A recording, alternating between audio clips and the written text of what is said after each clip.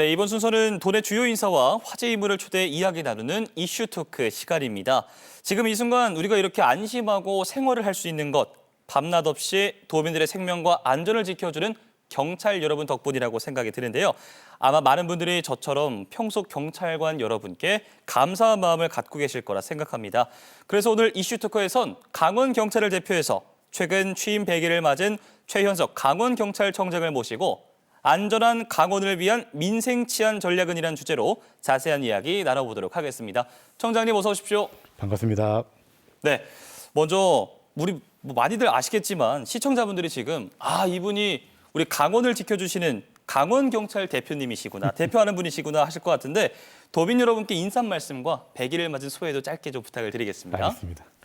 존경하는 강원도민 여러분, 강원특별자치도 경찰청장 최현석입니다. 설 명절은 잘 보내셨는지요?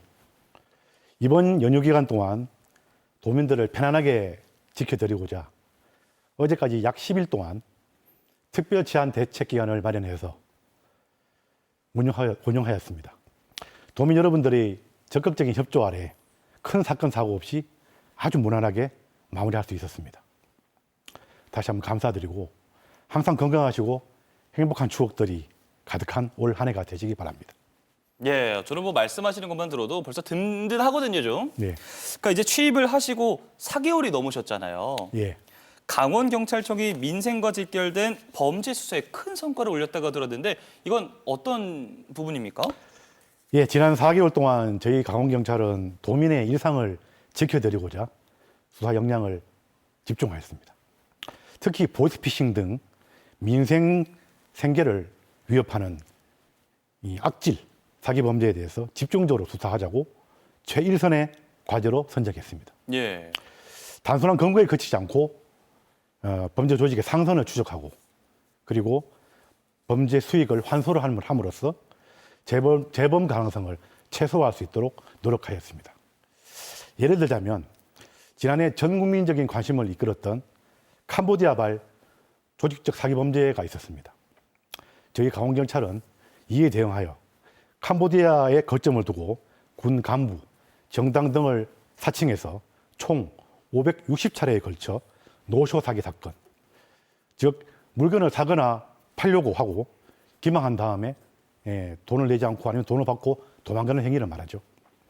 이를 통해서 약 70억 동안 약 70억 가량의 금액을 편취한 조직원 114명을 검거하였고 또한 다수의 피해자들에게 불법 대출을 해준 다음에 연 최대 24,000%이라는 말도 안 되는 이자를 붙여 총 35억 원의 범죄 수익을 챙긴 불법 사금융 범죄 조직 3곳, 조직원 총 46명을 검거한 바 있습니다. 그 결과 강원청 최초로 보이스피싱을 전담하는 수사팀 전원이 특별 승진하는 영광을 누렸고 작년 하반기 국제범죄 특별단속 우수팀 평가에도 저희 마약수사팀이 당당 전국 2위에 선정되는 등 의미 있는 성과를 거둔 바 있습니다. 그러게요. 지금 말씀하신 보이스피싱 하면 사실 연세가 있으신 분들이 주로 피해를 좀 입는 범죄로 좀 인식이 되어 있는데 최근엔 그 피해가 연령대가 좀 많이 확산되고 있거든요. 그러니까 강원 지역의 보이스피싱 20, 30대 피해자가 최근 2년 사이에 2배 넘게 증가를 했습니다. 청장님 어떤 점을 좀 특별히 주의하면 좋을까요? 그렇죠. 우리 청년 세대, 2003년 세대들에 대한 보이스피싱 피해가 늘어나는 건 사실입니다. 그 이유는 과거 수법이 이제 진화돼서 상당히 진화되고 고도화되고 있기 때문입니다. 사실 전문청이 주로 온라인 환경에 익숙하다 보니까 이를 정교하게 교묘하게 파고들고 있습니다. 예를 들면 SNS라든가 메신저를 통해서 취업, 대출 등을 미끼로 접근하든가 아니면 기관, 지인을 사칭하여 문자를 보낸 다음에 그 속에 있는 내용을 클릭하도록 유도하는 행위. 계좌 확인이나 자금 보호를 위해 한다는 이유로 송금이나 비밀번호를 요구하는 행위 등에 대해서는 각별히 주의를 당부드립니다. 특히 우리 경찰을 비롯한 우리 관공서나 금융기관은 전화나 문자로 여러분께 계좌번호를 알려고 하든가 아니면 이체를 절대 요구하지 않습니다. 그러니까 이런 경우에는 혼자 판단하지 마시고 잠깐 멈추시고 의심하시고 즉시 112 또는 금융감독원 대표전화인 1331을 누르시거나 가까운 경찰서에 방문하셔서 즉시 확인하시기 바랍니다. 다시 한번 요약드리자면 잠깐 멈추고 의심하고 확인하는 습관, 이것이 가장 최고의 예방책이라고 볼 수 있습니다. 멈추고 의심하고 확인까지 세 가지 포인트를 더 짚어주셨고요. 그럼 청장님이 보시기에 강원도의 안정된 치안 유지를 위해서 지금 가장 시급히 해결해야 될 과제가 있다면 무엇이라고 보십니까? 네, 저희가 가장 시급하게 대응해야 될 치안 과제는 총 세 가지로 한번 꼽아봤습니다. 첫째는 아까 말씀드렸다시피 보이스피싱을 비롯한 금융사기 범죄의 예방과 단속입니다. 둘째, 어르신들의 보행 중 교통사고를 예방하고자 합니다. 고령의 어르신들이 많은 우리 강원도의 특성상 어르신들께서 거리에 나오셔서 보행하는 도중에 교통사고를 많이 당하고 있습니다. 저희 경찰은 이를 예방하기 위해서 다양한 홍보 활동과 시설 개선 작업을 진행하고 있는데요. 어르신들께서는 도로를 건너실 때 항상 좌우를 꼼꼼히 살펴보시고 건너주시고, 야간에는 밝은 옷으로 입고 다니시고, 마지막으로 도로를 따라서 건너가실 때는 차량과 마주보는 방향으로 걸어가시는 습관을 길러주시기를 당부드립니다. 마지막으로 주치자 보호 전담 센터의 운영입니다. 주치자의 음주소라는 행위가 빈발하게 발생하고 있어 저희 경찰들이 이에 대응하느라고 상당한 경찰력의 낭비를 초래하고 있습니다. 그러다 보니까 정작 중요한 사건에서는 저희들이 집중적으로 치안 활동을 할 수 없는 그런 사건들이 빈발하고 있습니다.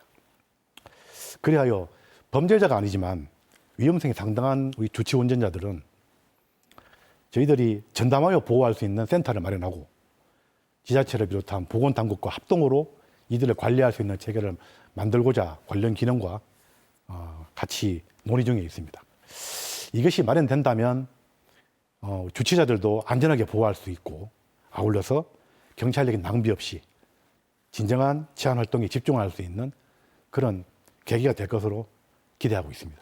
그러게요. 청장님 말씀 들어보면 민생 치안을 좀 강조를 하시는데 지난 2일부터 강원경찰 모든 기동대가 지역 지구대와 파출소에 집중 배치가 됐다고 하는데 전국에서 처음이라고 들었거든요. 이거는 네. 어떤 부분입니까?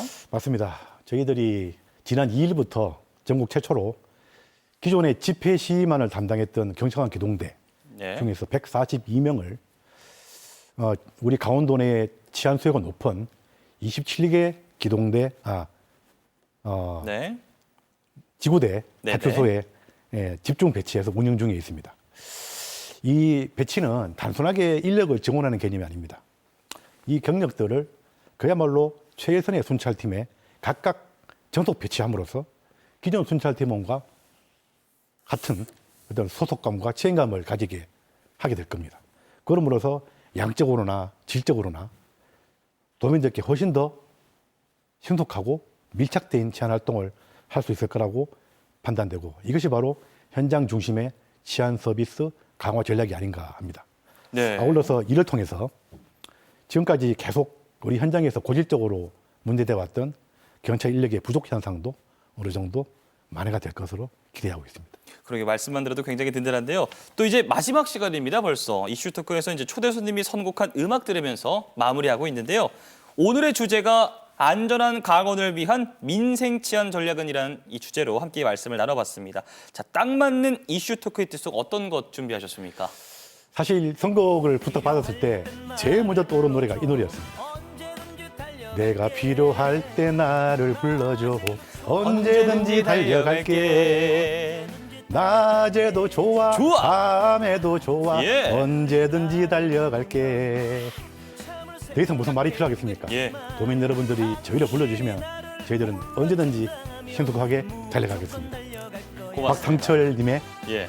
무조건을 신청하겠습니다. 저희는 뭐 무조건 청장님만 믿고 든든하게 또 앞으로 생활을 이어나갈 수 있을 것 같습니다. 자, 경찰을 민중의 지팡이라고 부르는지 피부로 확 와닿는 것 같습니다. 오늘 이슈 토크 여기서 마치도록 하겠습니다. 최현석 강원경찰청장님과 이야기 나눠봤습니다. 청장님 오늘 고맙습니다. 감사합니다.